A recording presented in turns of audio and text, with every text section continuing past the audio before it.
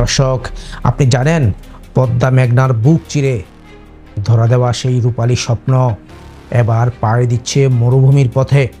এমনকি আপনি যখন বাজারে দাঁড়িয়ে হাজার টাকার একটা ছোট্ট সেই রূপালী স্বপ্ন মানে ইলিশ কিনতে হিমশিম খাচ্ছেন, সেই সময়েই দেশের গর্ব জাতীয় মাছ, লক্ষ কোটি বাঙালির আবেগ, এই ইলিশ যাচ্ছে হাজার মাইল দূরের সৌদি আরবে।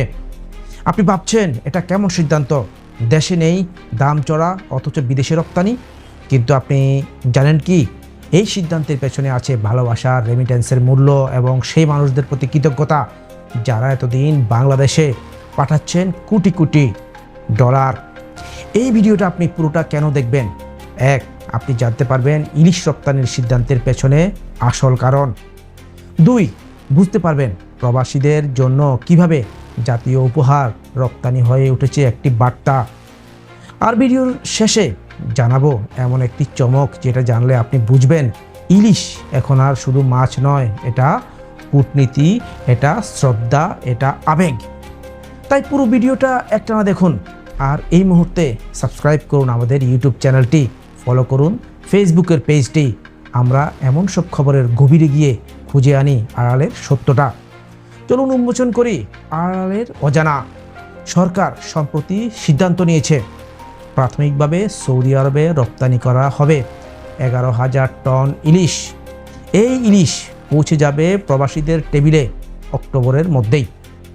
মৎস্য ও প্রাণী সম্পদ উপদেষ্টা ফরিদা আক্তার জানালেন, এই উদ্যোগ শুধুই বাণিজ্যিক নয়, এটা পরীক্ষামূলকভাবে জাতীয় আবেগ ভাগাভাগি করার চেষ্টা।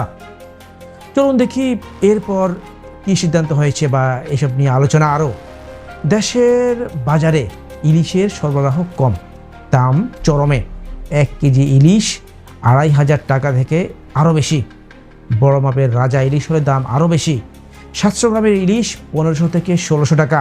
এমনকি মাছের মৌসুমেও চাঁদপুর, মুন্সিগঞ্জের আড়তে মিলছে না কাঙ্ক্ষিত সাইজের ইলিশ, কারণ বুড়িগঙ্গা আর শীতলক্ষার দূষিত পানি গিয়ে মিশছে মেঘনায়। মা ইলিশ আসছে না ডিম ছাড়তে, মাছ কম, আর যেটুকু আসে তা যাচ্ছে ঢাকায়, সেখানেও দাম নাগালের বাইরে। তারপরেও সরকার কেন রপ্তানিতে আগ্রহী, চলুন বুঝি এরপর। বাংলাদেশ বর্তমানে বিশ্বে ইলিশ উৎপাদনে 1 নম্বর দেশ। 86% ইলিশ আসে এখান থেকেই। কিন্তু গত অর্থবছরে উৎপাদন কম এসেছে 5,29,000 টনে। সাম্প্রতিক গবেষণার পূর্বাভাস, আগামী বছর উৎপাদন আরও কমে যেতে পারে। তাহলে এই অবস্থায় রপ্তানি কি আত্মঘাতী নয়? সরকারের ভাষায় প্রবাসীরা হচ্ছেন দেশের প্রধান রেমিটেন্স যোদ্ধা এবং প্রবাসীদের সিংহভাগ থাকেন সৌদি আরবে বা মধ্যপ্রাচ্যে। সৌদি আরবে বসবাসরত 20 লাখেরও বেশি বাংলাদেশি পরিবার বছরে দেশে পাঠান প্রায় $4 বিলিয়ন। তাদের পরিবারগুলো যাতে দেশের স্বাদ পায় সেই প্রবাসে বসে, সেই চিন্তা থেকেই এই জাতীয় উপহার পাঠানোর সিদ্ধান্ত। দর্শক, শুরুতেই বলেছিলাম ভিডিওর শেষে জানাবো এমন একটা চমক যা জানলে আপনি বুঝবেন ইলিশ এখন আর শুধু মাছ নয়, এটা কূটনীতির একটা বড় অংশ।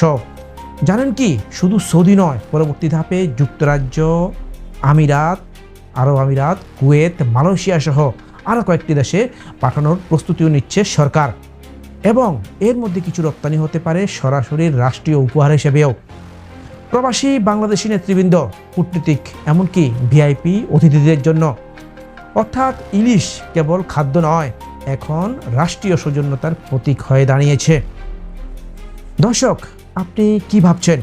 দেশে মাছ নেই, দাম মানুষের নাগালের বাইরে, সেই সময়েও জাতীয় মাছ বিদেশে পাঠানো কি প্রবাসীদের প্রতি ভালোবাসা, নাকি এটি সাধারণ মানুষের ভোগান্তির উপর সুশীতল কূটনৈতিক আবরণ?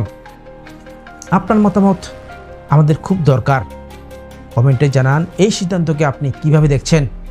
শেয়ার করুন এই ভিডিওটা যেন সবাই বুঝতে পারে একটা মাছ কেবল খাবার নয়, সেটা হতে পারে জাতীয় নীতি, আবেগ আর কৌশলের প্রতিচ্ছবি।